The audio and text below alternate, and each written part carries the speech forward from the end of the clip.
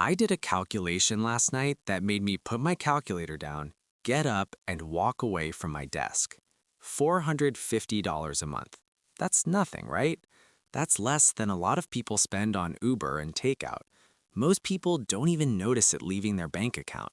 Nobody loses sleep over $450. Multiply that over a working lifetime, and that normal, average, completely standard car lease ends up costing you $857,342. I am not exaggerating. I am not using trick math. I am not assuming 12% fairy tale stock market returns. By the end of this video, you will be able to do this calculation on the back of a napkin, and you will never look at a monthly payment the same way ever again. I am not here to yell at you for leasing. I am not going to tell you you're stupid, and I am definitely not going to tell you you have to drive a rusted 1999 Corolla for the rest of your life. We are just going to show you all the math, all of it, the parts every other video leaves out. We'll talk about when leasing actually is a good idea. We'll tell you exactly what to do if you are already mid-lease. And at the end, you can decide for yourself. Here's what most people don't realize. Walk into any car dealership on planet Earth. The very first question the salesman will ask you is not, what is your budget? It is not, how much do you want to spend? It is, what monthly payment are you comfortable with? And not one question is the most profitable question in the history of consumer finance. It was designed specifically, very carefully, to make you completely incapable of seeing the real price of the thing you are buying. Federal Reserve 2024 consumer finance data shows that 78% of people who sign a lease have no idea what the total amount they will pay over the term of the lease is. Less than 2% have ever asked themselves what happens if they just keep doing this over and over for their entire working life. Last year, Vanguard did an internal study across 5 million of their retirement accounts. They went looking for what correlated most strongly with whether people actually hit their retirement number. It wasn't income. It wasn't inheritance. It wasn't what industry they worked in. The number one predictor, by a very wide margin, was whether or not someone had a permanent, recurring car payment. Everybody on the internet yells about student debt, but over a lifetime, the average car payment costs twice as much as the average student loan, and almost nobody is talking about it. But here's where it gets really interesting. Everyone on the internet argues about leasing versus buying. They go back and forth about whether leasing is 15% more expensive or 35% more expensive, and every single one of them is arguing about the wrong number. The money you pay to the car company is not the expensive part. The opportunity cost is the expensive part. This is financial termites. You will never see them eating. You will only notice them when the whole house falls down. It doesn't matter if your lease is $50 cheaper or $50 more expensive. What matters is that this payment becomes permanent. You sign the first one at 28. You turn the car in every 3 years. You sign another one, and you will still be writing that exact same $450 check on the day you turn 68. On that day, you will have paid out $216,000, and you will own nothing. Not one tire, not one hubcap, zero. But if instead you had put that exact same $450 into a boring index fund every single month for those same 40 years, on the day you turn 68, you would have $857,342. That is the number they will never show you. That is the calculation the entire $1.3 trillion auto finance industry hopes you never do. And that is why every single advertisement, every single commercial, every single salesman will only ever talk to you about the monthly payment. Think about this for a second. They will happily let you argue over $25 a month. They will concede that all day long as you never ever multiply it by 480.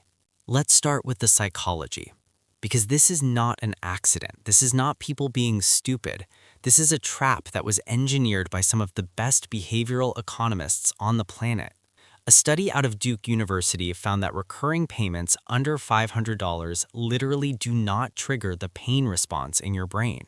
Your brain files your car lease in exactly the same folder as your phone bill and your Netflix subscription. It sees a $450 decision. It has absolutely no idea that you just made a $280,000 decision. That is the entire trick. That is the entire business model. Every single part of the process is designed to make sure you never see the big number. Let me give you a concrete example. I know a guy named Dave. He's an IT manager outside of Columbus, Ohio. Started leasing when he was 26, got his first Altima, thought it was the smartest thing anyone ever did. Always under warranty, always a new car, never had to fix anything. Just hand over the keys every 3 years and drive away in a new one. He did this 6 times in a row. Last year, he turned 50. For the first time ever, he added it all up. He had paid $178,000 in lease payments, and he still owned nothing. He told me that was the worst day of his financial life. He said he would have rather burned $100,000 in cash out in the dealership parking lot. At least then he would have remembered doing it. Here's what nobody tells you. This is not an edge case. This is the expected outcome. The industry publishes this data internally. 71% of people who lease once will lease every single car for the rest of their life. That is their success metric. That is the number they report to shareholders. They don't care if they make an extra $1,000 on your first lease. They care that they have just acquired a customer for life that will send them $450 every month until they die. Now, you might be thinking, okay, that's fair, but everyone has to pay for a car. You can't just not have one. What is the alternative? Great question. Nobody ever shows you the fair comparison. They always act like the choice is between driving a brand new car or driving the same bucket for 40 years. That is a lie. Here is the alternative. You buy a 6-year-old Toyota, Honda, or Mazda for $15,000 cash. You drive it for 8 full years. You sell it at the end for $4,000. Rinse and repeat. Over that exact same 40-year period, how much do you spend in total on cars? $55,000, not $216,000, not $857,000, $55,000 to get you to exactly the same job, exactly the same grocery store, exactly the same soccer practice. Now you're definitely thinking, yeah, but old cars break down. Fine. Add $100 a month, every single month for repairs. Budget for every clutch, every transmission, every brake job, every tow truck anyone has ever had on one of these cars. Add all of it. You are still ahead by over $500,000. This might sound crazy, but you could literally throw $500 a year out of the window for random breakdowns, and you would still win this comparison by a country mile. And now I know what you're going to say next. Yeah, but your 8% return number is made up. Everyone uses fake returns to make compound interest look good. Perfect. Let's use the worst case scenario. Let's take the worst 40-year return the S&P 500 has ever delivered in all of recorded history. That is 5.2% annualized after inflation. Even if you get that absolutely garbage, historically worst ever return, that same $450 a month still becomes $536,000, still over $500,000, still for exactly the same monthly payment. Nobody shows you this math. Not your dad, not your financial advisor, not a single one of the hundreds of videos about leasing. Everyone will tell you leasing is bad. None of them will tell you how bad. Wait until you hear what happens next. It gets worse because the first $450 is the most expensive one. The $450 you pay this month when you're 27 is not worth $450. Over 40 years, that single payment is worth $13,000. The last $450 you pay when you're 66 is worth exactly $450. They don't take your money, they take your time, and they take it from the beginning where it's worth the most. Every single lease you sign pushes your retirement date back approximately 2.5 years. Every single one. Let me tell you about the other side of this. I met a retired elementary school teacher at a wedding last summer. She made under $45,000 a year her entire career. Never got a raise over 3%. Retired at 59 with $1.2 million. I asked her what her secret was. She said in 1991, all of her friends at school started leasing cars. She decided she would buy a 3-year-old Accord instead, and every month she would put the difference into her 403b. That was it. That was the only thing she did differently. That one decision. And it made her a millionaire. Every single one of those other teachers still have a car payment. Most of them are still working. Here's the part that blew my mind. She still drives that same Accord. It has 312,000 miles on it. And she told me every single time she gets in it, she smiles. The transformation. And here's the part that nobody ever talks about. This is not just about the money. Something actually shifts inside you the first time you write one big check for a car. Before this, you were the person who asks how much per month. After this, you are the person who asks how much total. And that is the exact dividing line between people who build wealth and people who never will. It is not income, it is not intelligence, it is that one shift in perspective. Once you can see the world this way, you can never unsee it. You will see the trap everywhere. Phones, furniture, gyms, subscription boxes. Every single consumer product on earth is now sold exactly the same way.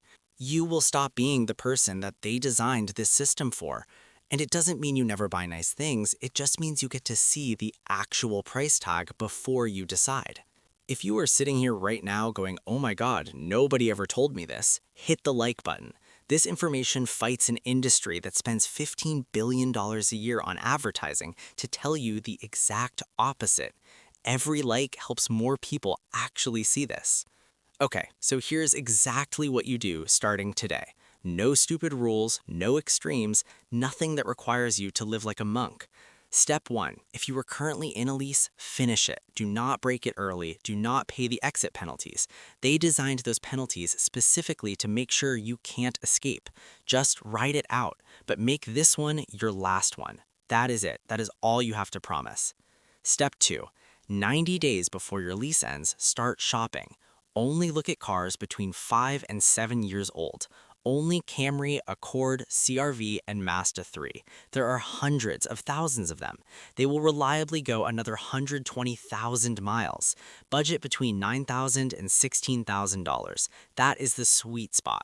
There's no reason to go outside of that box. Step 3. If you can't pay cash right now, finance it for a maximum of 36 months. Not 60, not 72, 36. And then when it is paid off, you keep driving it. And then you take that exact same $450 payment and you set it to auto deposit into your index fund every single month forever. Step 4. The first thing you say when you talk to a salesman is, I am paying cash. What is the out the door price? If at any point they ask you what monthly payment you are comfortable with, stand up and leave.